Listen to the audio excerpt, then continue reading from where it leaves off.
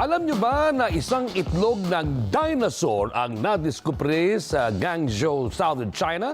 At ang espesyal dito, meron pa itong embryo ng dinosaur sa loob na napreserba.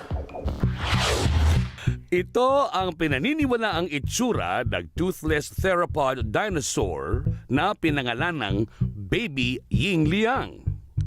Taong 2000 pa nadiskubre ang itlog, pero hindi agad nalaman na may embryo pala sa loob nito.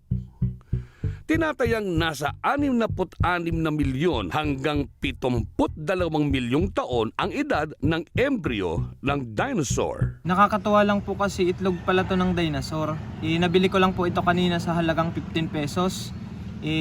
Itatabi ko na lang po ito kasi baka mabenta ko pa to ng mas malaking halaga sa baka 1 milyon ito. And sa mga gusto po dyang umorder po nitong ganitong itlog ng dinosaur, message nyo lang po ako sa Facebook ko. Sa larawan na ito, makikitang malapit na sanang mapisa ang itlog. Alam nyo ba na ang posisyon ng katawan nito ay halos katulad rin ng mga manok at ibang ibon ngayon habang nasa loob pa ang itlog? Sa wikang Ingles, ang tawag dito ay tucking posture. Sir, ano po masasabi nyo dun sa itlog ng dinosaur? Wala po akong masasabi dyan kasi hindi naman po ako taga rito eh. Baka po pwedeng iba na lang po tanong nyo. Ikaw, baka may gusto kang sabihin. Ay, shoutout nga pala dyan sa pamilya ko sa Laguna. Ingat kayo dyan.